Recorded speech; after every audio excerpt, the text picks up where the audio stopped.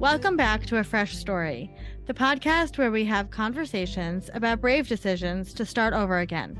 I'm Olivia. And I'm Jenny, and we're so glad you're here today.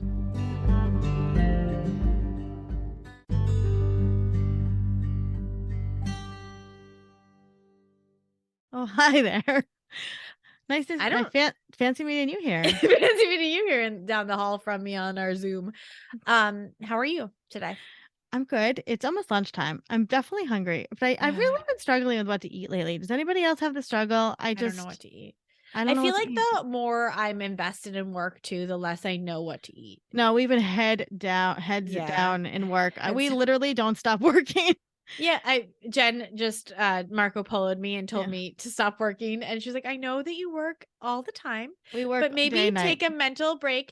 And I said to her, isn't it funny how mental break and mental breakdown are just one? But I will say, oh, that's true. We did take a break yesterday, but we did go to Southdown Coffee, which we talk about a lot here, and they have a drink. I may have mentioned this in the podcast before. Because I'm going to talk about why I love this drink so much. Okay, tell me. Because growing up in diet culture in the early 2000s, we were like told, you had two options at Starbucks, right? You had unsweetened iced tea or black coffee. That was it, right? 0 calories for each of them. Yeah. And then you saw all these other people in the world walking around with fancy drinks, and they had whipped cream and they had all the things. And it was like sad for all of us with our, Yeah. And you just want to enjoy something. You just want to enjoy something. And so we really don't go to Starbucks anymore. We only go to Southdown Coffee because we'd rather go to our local coffee place. Support local. And they have a drink, and they do seasonal drinks, and I'm obsessed with their seasonal drinks. There's always something beautiful, amazing. And this winter they have a spicy vegan mocha latte, which I get not spicy because I don't like the spiciness, but they have a vegan chocolate whipped cream, vegan chocolate whipped cream. And so I got the latte yesterday, and it's so good. I have an open question to Southdown too. If you listen to this, how much for just a cup of the whipped cream? Because I would like to buy that. The whipped cream I miss so whipped good. cream. Yeah, it's so good. So that's what I've been enjoying. What's going on with you? Not much. I've been thinking about this episode we recorded with Megan Miller, who was so lovely and wonderful, and we get to it on the podcast, but she touched on very briefly, and then I sort of made her expand on it, that her grandfather was union, and he was a union stagehand and like set builder, and that all of her uncles had worked at Lincoln Center. And I was like, I worked there.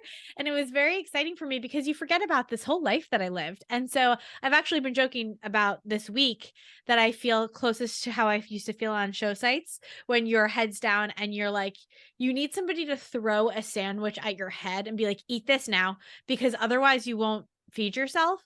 But I miss those days. I loved working at Lincoln Center and with all those guys, and I loved working with unions. The union guys, there's really something special about them. I gotta find a union guy. Any union guys out there? Oh my gosh, yeah, like like a grip or something like that. And that's not euphemistic. A grip on my heart. But I think, it gets to my point of like all of these jobs that people don't think about or talk about, all of these jobs that are not typical 9-to-5s. Megan is an opera singer, that is really what she does. And she also runs a social media, a marketing agency, an experiential marketing agency. But her passion and her craft is opera. And there are so many roots. I think when we raise kids, we tell them like, you can be like these 5 things: teacher, doctor, vet, secretary, lawyer. And that's kind of it. And then it's like, no, and then it's like, well, I guess you can go work in an office, this nondescript work in an office. But you know what? There's a lot of people that are on the road. I worked with a lot of those guys, technical directors and grips and stagehands and, guys that do rigging and all of these things. And I'm fascinated by it because you think about, you go to a restaurant, you're like, who are all these people in the middle of the day eating out? Well, they have jobs, and I just want to know what everybody does all the time, and what their job is. Well, and what those hours are like. A great conversation with Megan. She is, like Jenny said, a beautiful energy, and it was a really interesting conversation, both about obviously her career in opera and her career in marketing, but also she is the mother of a little boy who's fighting cancer. And as a parent, that is, a nightmare. And she talks about how she turned that experience into her son. It was a beautiful, beautiful conversation. What a beautiful parent she is. Intuitive parenting. Oh, just so special. And if and like our kid, we can't protect our kids from everything. No, and that's the worst part. She took a moment that was a nightmare and turned it into this beautiful experience for him. And I just think if you are anybody that has gone through anything, or if you're a parent, you don't want to miss this conversation.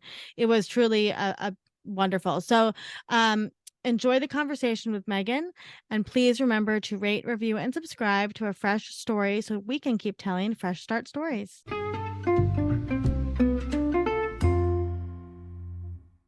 Megan Miller is the owner of Megan Miller Marketing and co-host of the popular podcast XM Divas. She was recently listed as Disruptor Magazine's top 30 female entrepreneurs to look out for in 2022. Megan is recognized in the nonprofit and for-profit worlds for her creativity, drive, and leadership. She brings enthusiasm for new challenges and creating integration strategies, particularly those that expand a company's reach. We are super excited to have you here, Megan. And I think we connected on Twitter a long time ago. And I'm really excited to have you here and hear your story. So thanks for taking the time today.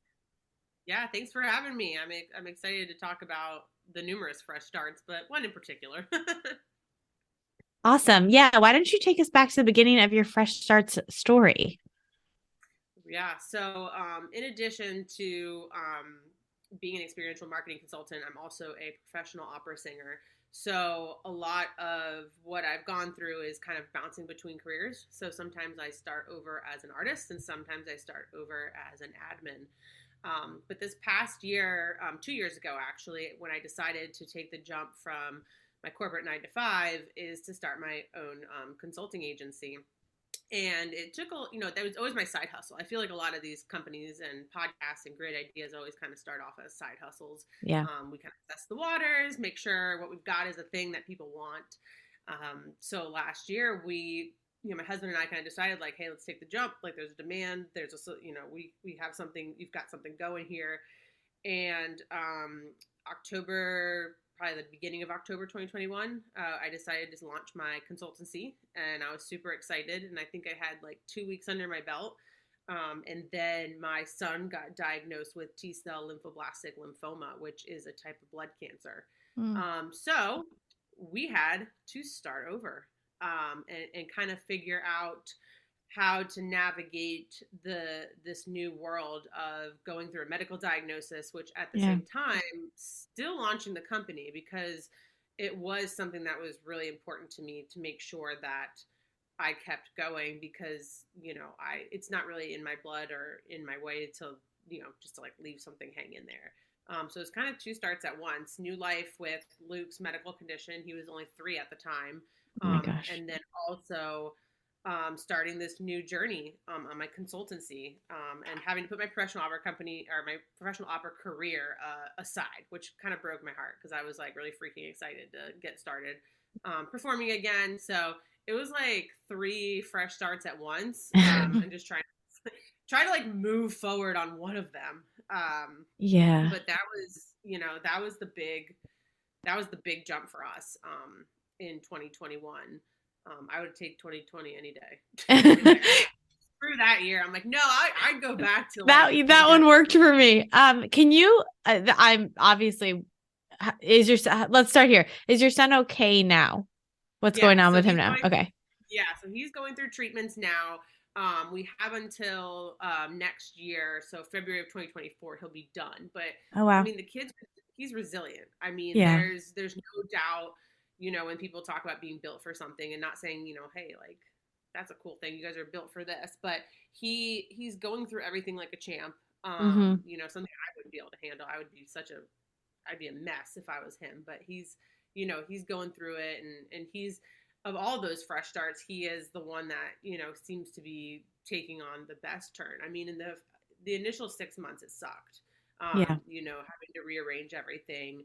But we learned a lot about our resilience as a family, and what we were capable of doing, having to balance everything. And honestly, as much as I thought it was the worst timing to start a company, it was actually the best, because I don't know how I would have been able to do all the stuff that I did do, taking him to treatments, if I didn't have that flexibility. So I do want to go down the road more about your son, and as much as you want to discuss, but I come from an experiential marketing background. So I'm curious what your agency is doing and how you consult and what that means. I think one of the things that I want to highlight on here is Fresh Starts is that like there's so many jobs people don't know about that are really important. Yeah. So if you could tell us a little bit about what you do at your agency, I'd be really curious about that personally. Yeah, I love that. I think, there's, and especially marketing, like you can't even just say marketing anymore. You have to like put your niche in front, because if you don't, it's just such a, it's so broad. PR, and then there's just so many facets of marketing. And I chose experiential marketing to be my focus, not just because it was something that I ended up being really good at, but something I really enjoyed doing, like connecting people through relationships, creating experiences. Before having my consultancy, I worked for Opera Carolina for 7 years as their marketing director. And I realized what I was really doing was creating experiences, selling experiences, not just trying to sell tickets to the opera, but helping people create, where do you guys want to go get drinks? How do you view the opera on social media? Really trying to sell the experience of the opera and not just, a button seat kind of thing. So what I do with my clients is we walk through, we start with ideation development and really just come up with all the crazy ass ideas we can. Like what is going to be like spaghetti on the wall, whatever sticks, let's run with it. Very out of the box, non-traditional approaches, but how do we create a memory? So what they usually come to me for, I'd say like my biggest clients are like grand openings, immersions into new cities. So like a business that maybe already is thriving in Charleston is now coming to Charlotte. So immersion marketing there. And then just events overall. I do a ton of events, usually anywhere from 80 plus to 500 plus people that attend it, and creating these experiences for them through the marketing campaigns. So really telling their stories, working with the client on how are we communicating this and who's communicating it for us. So you hear a lot about these influencer events. And I think that they are extremely valuable. Of course, I always loved attending them. But what's happening now, and I've seen this trend, is that marketers are just grabbing anybody and everybody that has 10K more followers. Doesn't matter if they were real followers, bot followers. If, they're just grabbing them and putting them into a pot and sending them to these events. So you go there and you're like, how the heck is this person here? Like, oh, well, she's this TikToker that has 1 million, followers, but like, what is she really doing for your company? Right. So what I've really done is created this formula to find the right influencers in the right areas to tell the stories, because it's all about, and I call them affiliate marketing, brand consultancy, because it's really creating affiliations. I give them all the contact information for these people in hopes that they'll create partnerships beyond what I do with them. Yeah. So, we had this really awesome nightclub open here in Charlotte, North Carolina. And we invited everybody from brewery influencers to media personalities to fashion. Like everybody was from all over the place. But, I always say that my sorority sister girlfriend is always my best influencer. She has like 400 Instagram followers, not a ton. But homegirl brings like her entire sorority from all over the country when she comes to my events. And it's like, she may not have the numbers to back up her influence, but she has the voice. And that's something I always spend so much time drilling into my client's head. Like there's now this section in my Excel sheet when I send them the influencers that's like description of why they're coming, because the first thing they say is like, well, Brittany only has 400 followers. And I'm like, yeah. And then like the descriptor is like the paragraph of like past success metrics. Yeah. So that's really kind of what I enjoy doing. So throwing parties and connecting people, but building those relationships. And that's where like the experiential comes into it is, how can I, I'm not in it to just, keep going and have them keep paying me and filling this retainer. Like I would rather just teach the man to fish so he can like feed himself versus having to like fish for him every single event. Right. Yeah. Because that's freaking exhausting. It is exhausting. It is, yeah. And we talk about that a lot with the podcast, is that the episodes that sometimes have, quote unquote, like regular people with smaller followings actually get the most listens, right? Because they have more kind of like this loyal following of real life people, right?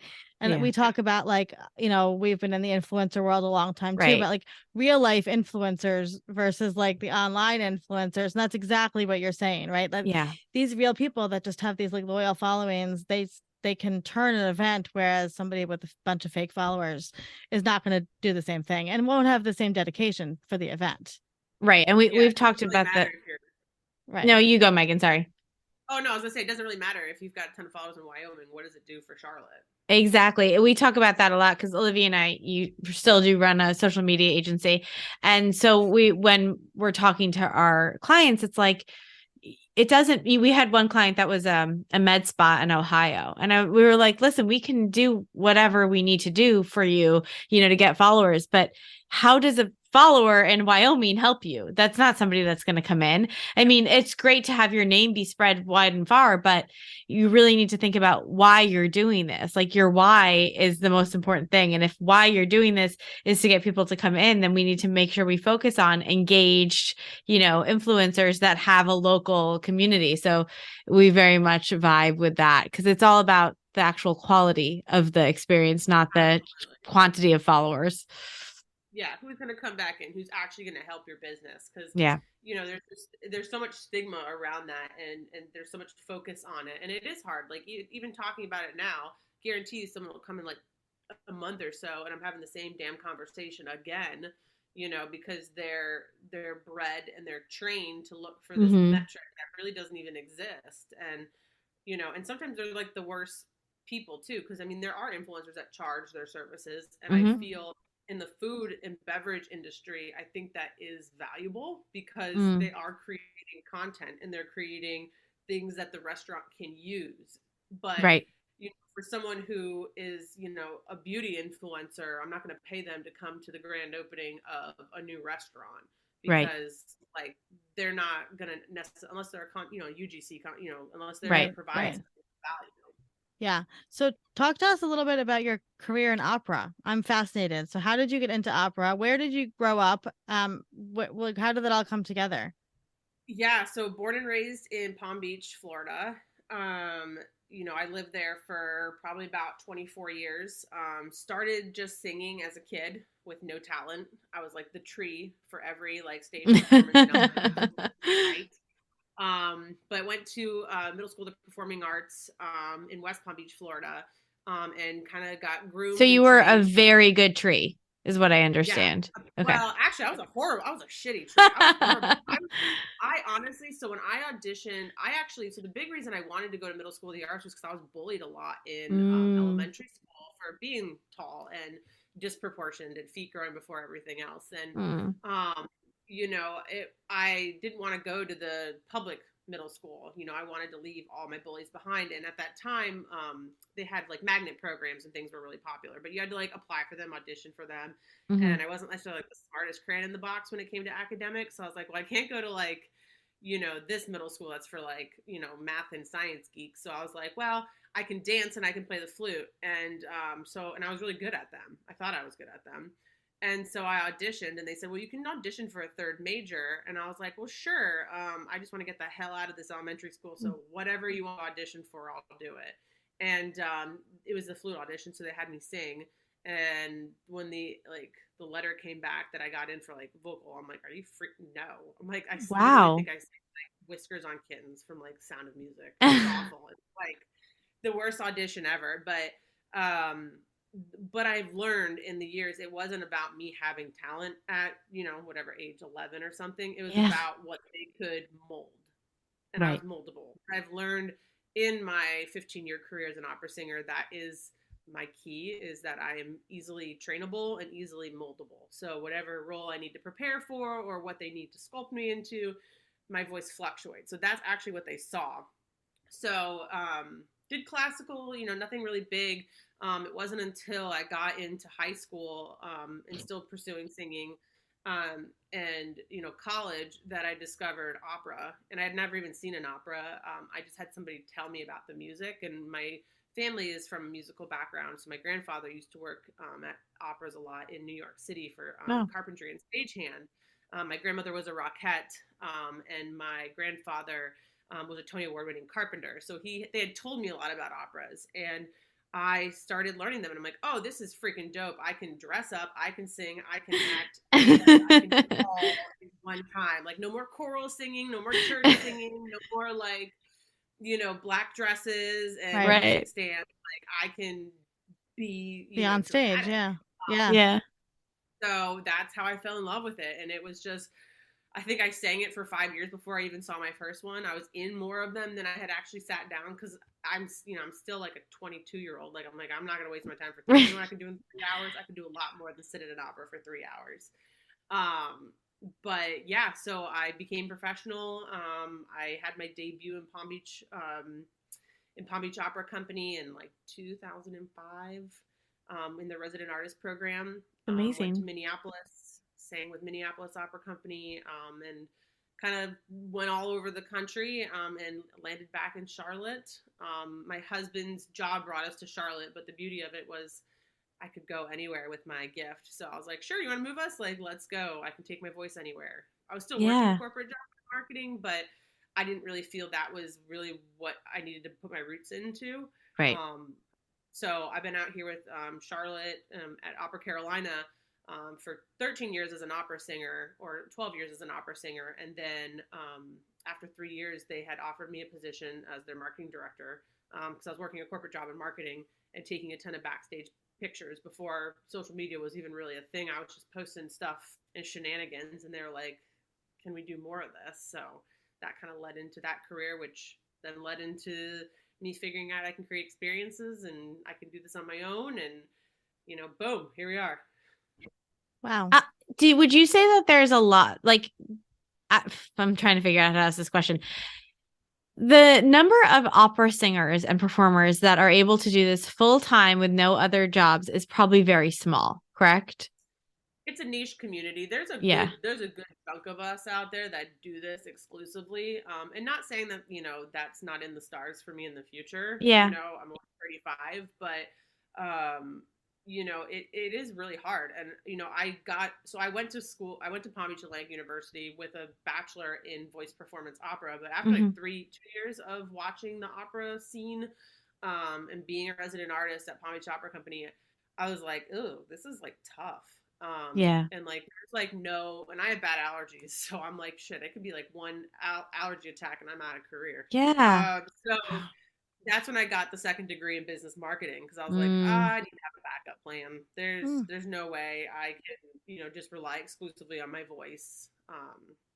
So yeah, I mean, there's a few of us out there that have the double degrees and the second careers. And, I am married, so I do have, Brent to fall back on, in between jobs and things like that. But yeah, there are people that are out there making it and they're crushing it. I got a girlfriend of mine, her and her husband are both opera singers. And they travel the world. They just take turns. Like, and they have their roles that they know are like their big bucks, and they make really good money off of them. So like, when she gets a call for Queen of the Night, like, he drops his stuff and they travel to Amsterdam and Germany and Europe with 2 kids. And, when he gets an opportunity to do La Traviata, she drops what she needs to do, and they have a non-negotiable, with things, and it works, and it doesn't happen. It's like a Tom Hanks marriage. It's not very, there's not a lot of them out there in the opera world, but they do it. And there's people that, they crush it. And other ones are, other people have other jobs, and some of them are lawyers and tax accountants, and, people are just kind of doing this on the side. There's something really magical to me about thinking that, like, in any given day when I walk by someone, they could be like an opera singer, like that is their true profession. It makes you feel like you're going to walk into the theater and the people are going to be standing up, and singing. Like, it feels very special to think of that. So, and I love pop-up operas. I love scaring people, like, in the middle of like a parade, just doing a concert. I love fun. that. It feels like that could happen in real life. And I think, again, to my point of like highlighting jobs that people don't know are jobs. I mean, I think to our generation, I'm the same age as you. They said so much to us, like, you can be whatever you want. You can be an actress. But it felt very much like, oh, you can be an opera singer. It happens on Broadway. It's one street of the world. And this is where it happens. And you have to be there. And then you think about it and you're like, what is that like? I don't know, maybe 100 people could be like on the, famous there. And then you think about it and it's like, no, there's operas happening all over the world and they're up and they're down and they're, this season and then not this season. And then you're flying over here. And I just think like, we talk to so many different people and like we talk about what is marketing, what is this kind of marketing, how can you take your skills? I think it's so important to tell kids like, you could be a costume designer for operas, but those don't just happen on one specific street in one specific city, in one country in the world. They happen all over the place and there's lots of different opportunities, but you do need to like dig your fingers in a little bit and find those things. Gotta work. That's the thing. There is always a hustle. I mean, especially with singing, like and there's some really great reels out there on Instagram if you follow like the opera scene where like you'll see a artist in a costume for their current opera practicing for the next opera that's upcoming. Interesting. You want to keep the momentum going. You never really stop. And even right now, like I'm working on a new package, which is in opera terms, like new songs, learning new repertoire, learning new things. And I'm doing that in between client meetings. I'm at home with my son and all of a sudden, he sees sheet music and you're constantly, I'm not in the road, right? I'm getting ready to get back into that performance streak where I am constantly competing and I am constantly doing auditions and management sending me certain places. And that'll be kind of my life next year. So this year is like the pre-prep for it. And getting back into coaching. Cause like we said earlier in the show, like Luke's now in this stage where he is capable of recovering on his own. And I'm not having to, we're not having to tiptoe around things and we're not having to, I know that life can change at the drop of a dime, but it's not like it was before where, every day was just an unknown. Like we're kind of in this nice, easy cruise control now. So that's why I'm like, okay, let's get opera back going again. Yeah. The business right now is, I have like 4 core clients, but we're really redefining the books and what the offerings look like and what experiential marketing looks like, and using Instagram to educate people a little bit more on what experiential marketing is. Because again, there's like 1,000 different ways to describe marketing. Yeah. And I have one more question about the opera stuff. I'm fascinated. Sorry. Because like I said, I worked in a very different kind of experiential marketing, which was more interactive, digital experiential. And then I worked in large corporate events for a long time. So it was definitely like one of those behind the scenes jobs that nobody really knows about or understands.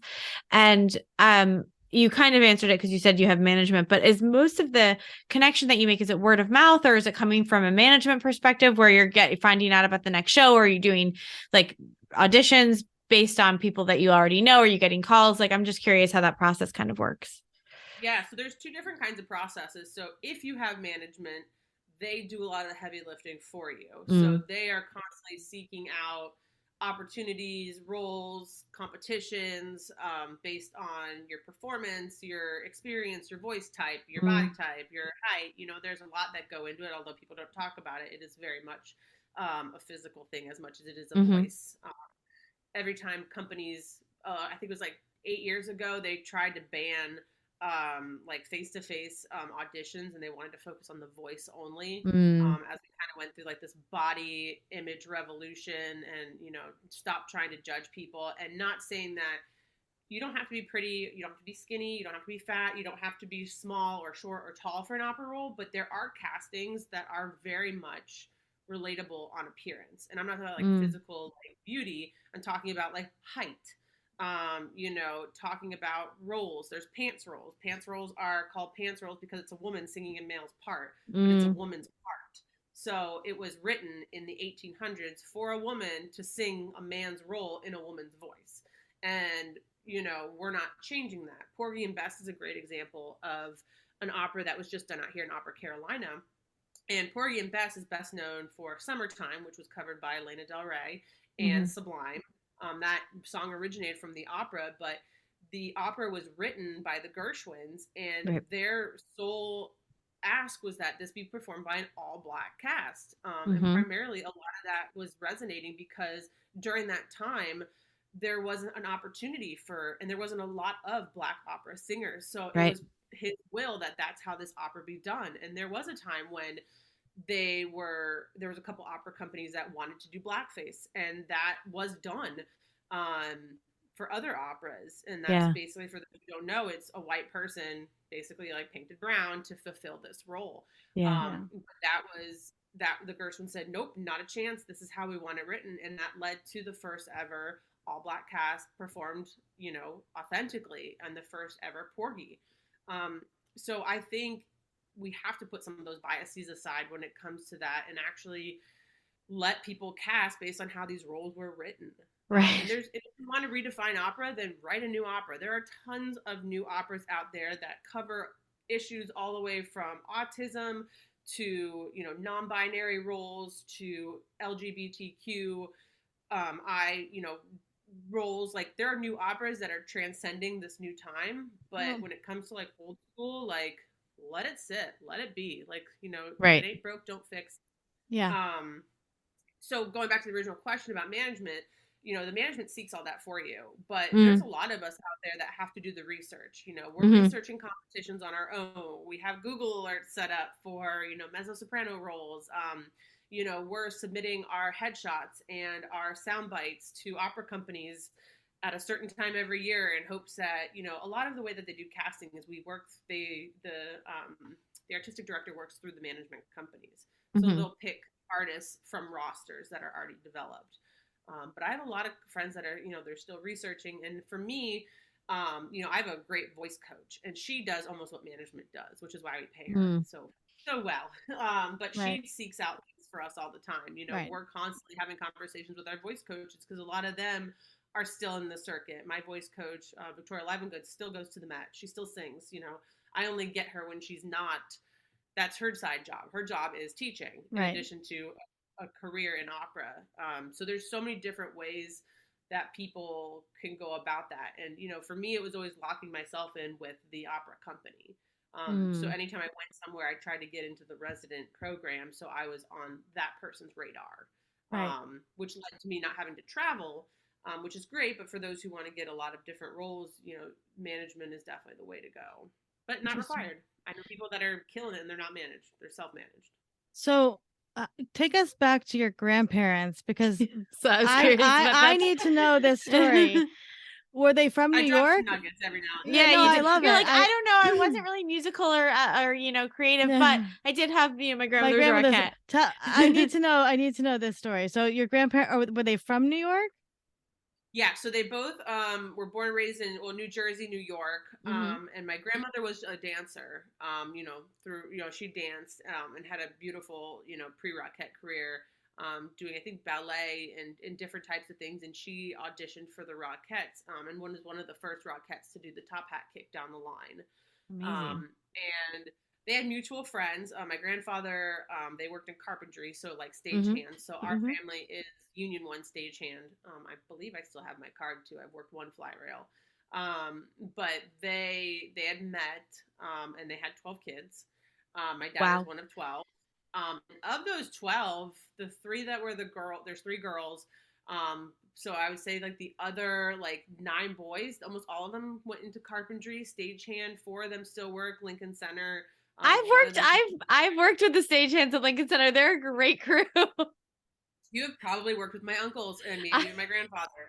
They're hilarious. Really I have some of their numbers in my phone. They're such nice guys. I think, again, getting back to this idea of jobs that we don't know are happening. These are good, steady jobs. Like I always tell people, I'm like, you want to go find a nice guy, go find a stagehand. They're such nice people. Yeah. My dad used to always, the joke always used to be that he would have to work a show when he would go out there to visit our family so he could pay for the flight. Because all I have to do is work one show and get $200-$300. And I'm like, okay. So I started doing that when I went out there and I met my husband, we were dating. And I'm like, hey, he had an internship in New York, and I went out there. I'm like, hey, I need to go work a show real quick. I need to pay for my flight. That's so funny. That's amazing. I love that. But yeah, but we never had any singers in the family. It was always, dance. But the skill in our family was like stagehands, carpentry. My aunt, not my aunt, sorry, my grandma was the only one that did dancing, and her sister, my Aunt Pat, did dancing as well. She was also a rockette. So it was really cool to watch that. But I do remember watching a lot of operas like from behind the stage. But I always was like, I want to be a dancer. Like I would watch the ballets and the Nutcrackers. Yeah. And if I had gotten into the middle school of the arts for dancing, I might have had a wholly different career path and journey. Yeah. That one little middle school audition, which I always tell my friends with kids, like these small little phases in our kids' lives, like completely transcend like their path. Like you can absolutely, Knight's Tale quote, you can absolutely realign your stars. Just because you're going somewhere doesn't mean that that's exactly where you're going to end up. I love a good puzzle, and that's kind of how I like to see, what I've done with performing, with the opera. I bring that into everyday life. I bring in elements of how I raise my kid, what we find is important. Turns out when my husband and I were dating, he failed during the wooing stage to mention like his grandma or his mother was a pianist and that she was musical. I'm like, that would have been like really good brownie points in the early days. Like I found that out like after we were engaged. Like you didn't want to like mention she was a musician. Is your son musical? Is he showing signs? He has insane pitch. So I'm not quite sure what he'll do with it. I mean, he has a fun desire to like, he loves music. He loves to sing, but like his pitch is ridiculous. Like he can match anything, and he can match the vacuum cleaner. He can match the songs. I mean, it's, who knows what he'll do with it, but it's, it's really great for, remembering things. We turn everything into a song. We're working on spelling. Yeah. He can spell Mickey Mouse and Blippi before he can spell his own name. I wanted to ask about that a little bit. So as a parent, I have two boys, and we went, I got divorced and my kids lived through that. And as a parent, you always want to turn every experience, right, into the most positive experience that you can. Yep. What is the relationship between your background in experiential marketing and then taking this experience that was pretty culturally, I would say, scary, right? Every parent's worst nightmare, right? Yep. To hear that your kid is sick. And then you have to parent that child through that experience. Yeah. How did you use your background in performance and marketing to change that experience for your son so it was a more positive one, if you did that at all? Yeah. Yeah, we're gonna swap coffee for wine right now. And dig into the good stuff. Yeah. No. Yeah. So, with that being, I mean, first off, I feel in the beginning he parented me more than I parented him, because I was a hot mess. I was completely broken. You kind of go through those stages of grief. Like we went through denial. Like even when they said lymphoma on the call, like when they told us his diagnosis, I'm like, whew, at least it's not cancer. It wasn't until like we went into the cancer ward, and I'm like, why are they sending us to the cancer ward? Like I knew, but like my brain was like, ooh, good, we've got the bullet there, like, or it didn't really hit. And then like when they did the surgery and they put the port in, and then they said like the word chemotherapy, I was like, oh God, like, your whole world shifted. And he kind of parented us in those early stages because he was showing us that he was fine. Like, it sucked and it was scary. And I think my husband was more worried about him losing his hair than anything. Like there are these like, aesthetics, but then it came to the point where he started understanding a little bit of like, this sucks. Like I hurt, or like, I want to do this, but I can't. I'm so done going here all the time. So we took our relationship with food and we created our own fun experiences. So probably screwing me down the line for now, because now we're getting through where all breakfasts are Panera breakfasts. But during those stages, we had breakfasts, like breakfast eyes. I don't know the right word for that, but we had every treatment was a different breakfast. And Luke, before he even was diagnosed, had an Instagram account called Foodie Baby CLT. And he would come to all my foodie events and try all the foodie foods, and all my girlfriends loved him, and restaurants loved having him because it was fun. So we kind of took what we had already done before with going to restaurants and different places and trying different foods, and every treatment was a different food.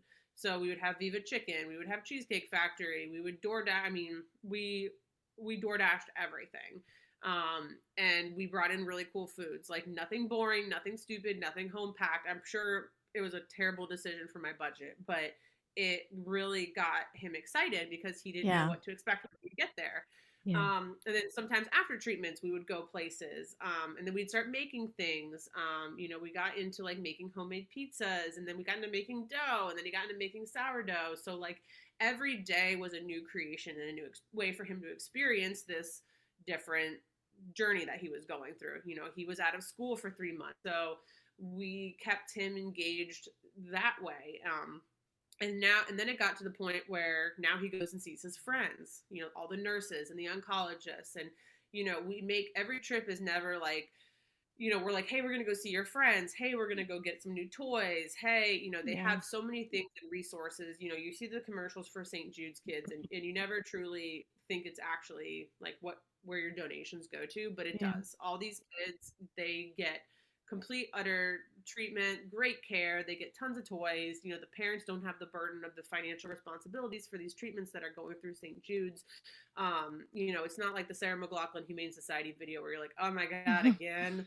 Like when they come on and talk about what the parents are actually receiving from these in-kind donations, like that is exactly what we're getting and what we're seeing. So every time we go, we play. And we play, and we constantly play, and we run around, and we make it something that he looks forward to. There's been days where, like, we didn't have clinic, and he was, like, super devastated. Like, you know, and he knows now, and now that he's getting older, we're starting to explain more. In the very beginning, everything was very, like, we're going to go play, we're going to go eat, we're going to go have toys. Now we're kind of like, hey, we have to get medicine, and then we'll go do this. Now he's into crystals. That's, like, his new thing, this little new baby. Now he wants to get crystals. There's this awesome crystal store right by the hospital, and they know him by name. He comes in, he puts his hand in the jar, and he closes his eyes, he picks out a crystal, and they tell him what it is. And so we've kind of moved from food to crystals, but he's learning about the healing powers of crystals and the affirmations that go with them. So we walk through it, and like he'll get like, you know, an amethyst, and you know, I said, you know, this is going to help us so we're not freaked out, so we're not feeling trembly, so we're not, and like he'll if he forgets a crystal, it's like, I mean, I have like literally like these beautiful ones right here. Like I have a bunch too. Olivia too. I have mine. Yeah. We're like crystals are everywhere in our house, and I forgot we're not recording this on the video, but like, you know, he holds them and then he'll show everybody, and so we're now telling him more and explaining more about what he's going through. So he's still getting an experience. It's less play based like it was when he was 3, but now, you know, we're like, hey, like, we just gotta get some medicine in your port, and then we're done. And then we're gonna go, and you're gonna go to school, and it's gonna be a normal day. So he knows now that there's a benefit for him to go. That is, you know, people always say, like, how do you talk to your kid about cancer? And I don't really think we've had the conversation, like, hey, you have cancer. Because we were told early on, don't tell him that he's sick because it's not contagious. But, you know, he knows that he has, as he puts it, he has been chosen to go through this for some reason. And that's all he says. You know, he's like, I've been chosen. And I'm like, okay, like, yes, you have. And that's kind of where we try to practice a lot of these, you know, affirmations and intentions. And although concepts that are still pretty, you know, vague for adults, you know, his brain can handle it. He knows, like, setting his intentions. He knows we listen to music. We have, you know, certain music we listen to in the car. But he's never been stressed, which is interesting because I am chronic anxiety sufferer. So, you know, what are they? The high function anxiety sufferers.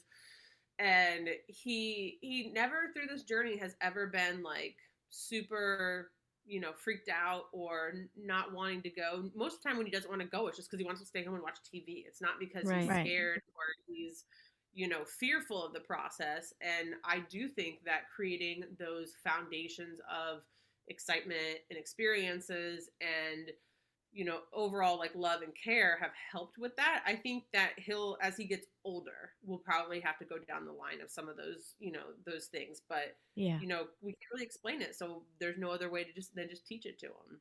You know, I think that it sounds like you have done a great job of explaining to him what was appropriate for that age level, right? Like they always say, like, you have to keep iterating on what you teach kids, right? So you don't like start with the sex talk at age 4 the way you would at age 12, right? You start explaining these things slowly for what is age appropriate. And it sounds like you did an amazing job at that.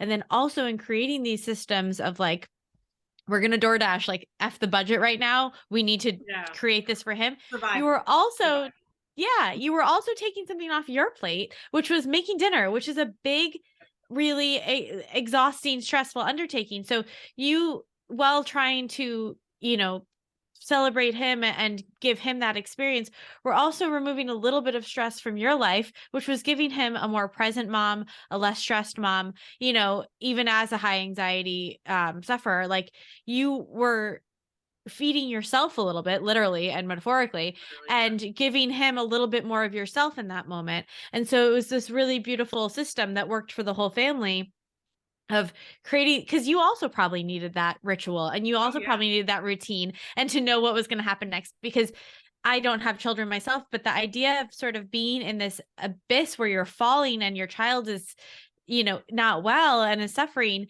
that could be a really confusing space. And so to be like, this is what we're going to do first, this is what we're going to do next. Not only was it giving him that routine, but it was giving you, and then you were creating a better parent system for him that was allowing him to be like, I guess this is normal. Sorry. No, I was gonna say, and now he's taken it to like where he is almost the caretaker, because now he's interested in doctor's toys and things that he sees at the clinic, and now he's taking care of like his toys and his things. So he's almost continuing what we started, but now he's doing it for where his imagination leads him. Yeah, and what a testament, the fact that he didn't have stress throughout this. What a testament to the kick-ass parent that you are and that your husband is, but that's exactly what you do, right? Your like personal brand is creating these experiences, right? And you did that for your son, and that's the best gift you could give him. And I guarantee he'll probably look back on these times that for you was heartbreaking and a mother's worst nightmare, and for him was like a wonderful time. He got to spend a lot of time with mom and dad and have great food and get takeout. And there was there was a lot of trying to find the positive in all this, and I told my parents, I said, there's the pandemic gave parents a chance to spend extra time with family and their kids, but we kind of got an extension of that where I try to look, because sometimes like Mondays I don't have childcare on Mondays, so it's always like the most stressful time for me, balancing my job and him and all this stuff. So I'm always like transparent, but I always kind of, whenever I get to like that level, like DEFCON 10, where I'm like about to just like throw everything in the filing cabinet and set it on fire, I kind of remind myself like, okay, like hold tight. Like we have a candle lit in the house. Like we have TV on, we have food. Like I am spending time in my pajamas with my kid. Like work can wait. Like, and whatever is on fire, like, so let it burn. And, I'm never going to get this time back, because I'm pretty sure the way that his little fierce, personality is, when he's in middle school, like he's going to be on his own and he's not going to need mom, because he's like, this tough kid. So I'm like, let's just bask in the present and focus on what is good.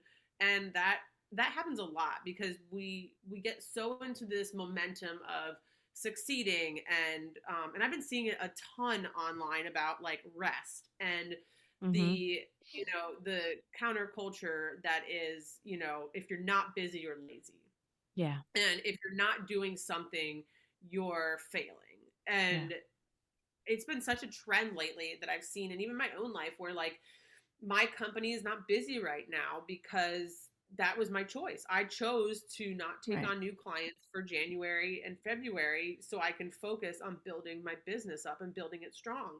And it took a while where I was constantly like talking to my husband, like, oh, like I know I'm not contributing as much as I used to, but like there was a feeling of shame and guilt. And because I wasn't moving forward, I thought I was moving backwards. And I had to remind myself a lot, like I'm getting this chance with my son that no parent usually gets when they're 4. Like kids are in school full time. When they're not in school, they're at play dates. When they're not at play dates, they're in extracurriculars. And, we have been gifted this time where he has to slow down. Like he physically cannot do everything that a normal 4-year-old can do, which lets us have the time at home. And that was a huge learning curve. But once I figured it out, still figuring it out. Yeah. I really was excited about it and the chance that we get to spend. And when my husband travels, we do it as soon as Brent leaves for a week for work, we go out, back on dinner dates. We have movie picnics. It's something for him to look forward to. He gets to sleep in mom's bed. That's a huge deal for him. Mostly for me, because he sleeps upstairs and I'm downstairs. So I'm like, oh, he's cool. He's right here. But we do that all the time to take away the anxiety of change. Yeah. Because I think he and most people adapt better with change when there's new things introduced. Yeah. Look forward to. I am so curious to see who he becomes between the music and the cooking and the medical stuff, because I think of Olivia has a very somebody that's very important to Olivia's family had childhood cancer, and she is a nurse. Like, she became a nurse because she was like, this is so the experiences she had touched her so much. So, it's so fascinating to see, like you said, he's getting into he's interested in doctor tools, like, and of course they're 4, like, he's 4, right. Like, it's, you don't know who they're going to be, but they kind of are who they are. He taught nursery school for a while, and they kind of are who they are when they come out.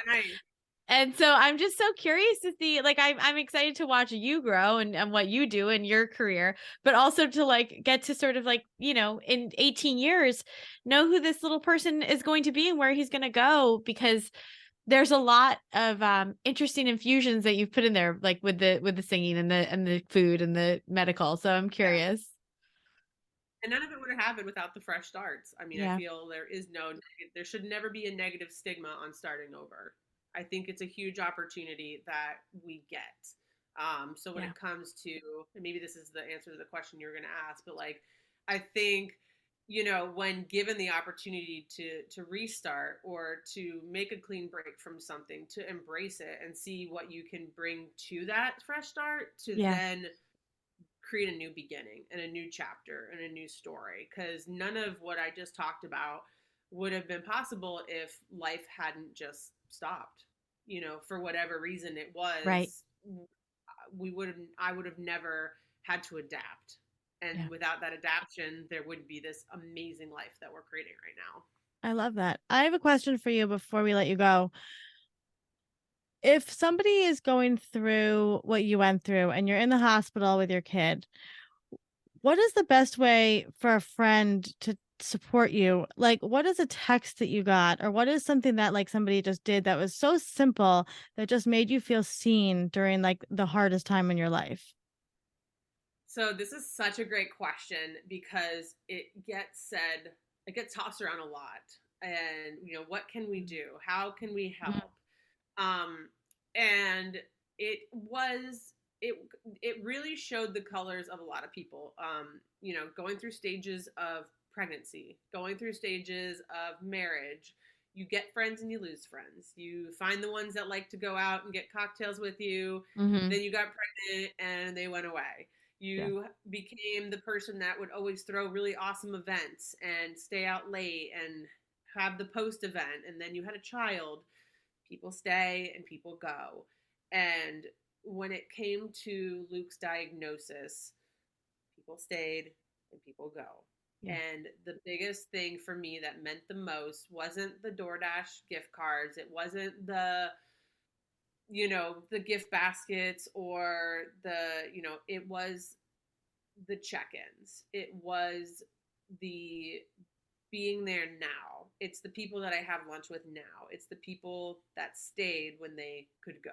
They didn't understand how to best take care of me. They didn't know how to best stay my friend. They didn't know what the best thing to do was. So they were just there.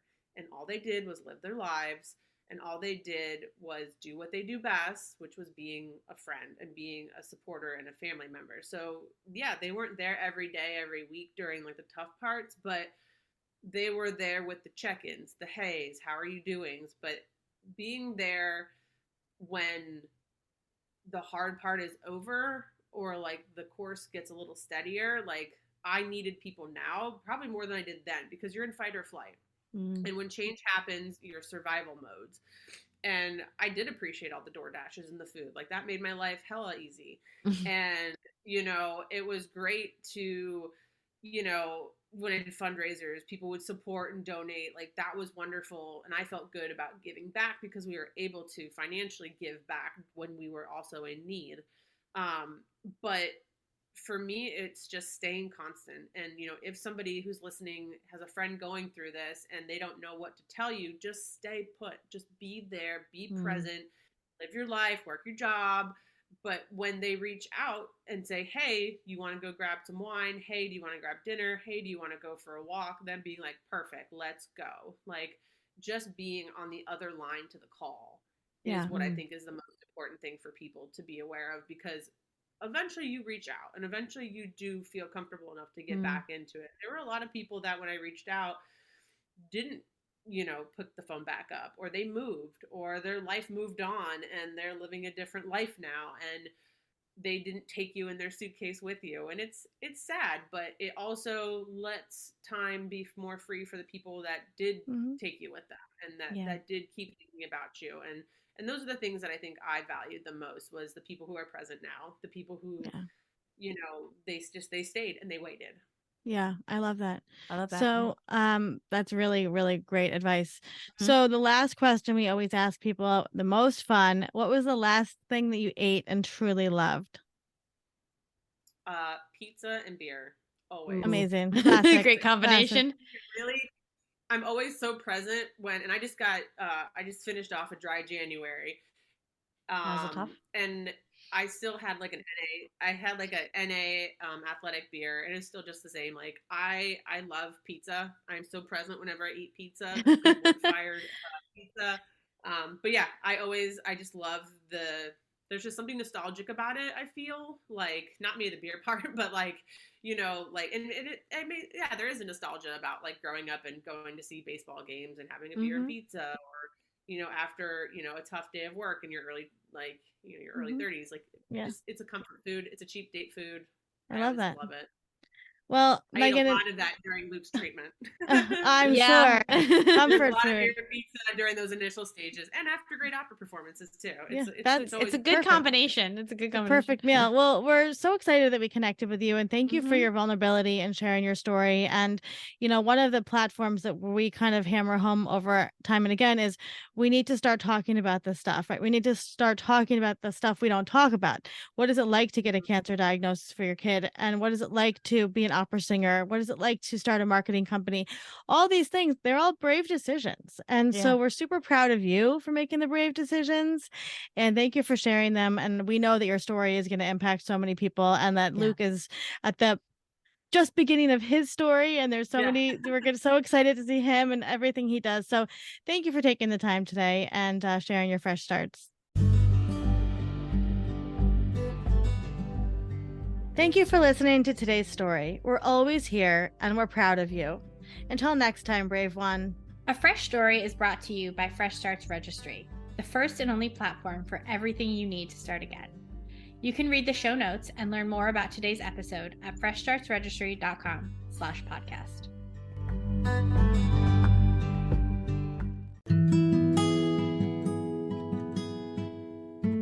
As always, we want to remind our listeners that while we strive to provide accurate and helpful information, we are not medical doctors or mental health professionals. We want to remind you all that the information shared in this podcast is not a substitute for professional advice. We highly recommend consulting a qualified healthcare or mental health professional for any concerns or questions you may have. Remember, we are a podcast, but we are not licensed medical professionals. Always consult with your healthcare provider for any medical decisions. And as a gentle reminder, all opinions are our guests and do not necessarily reflect our own.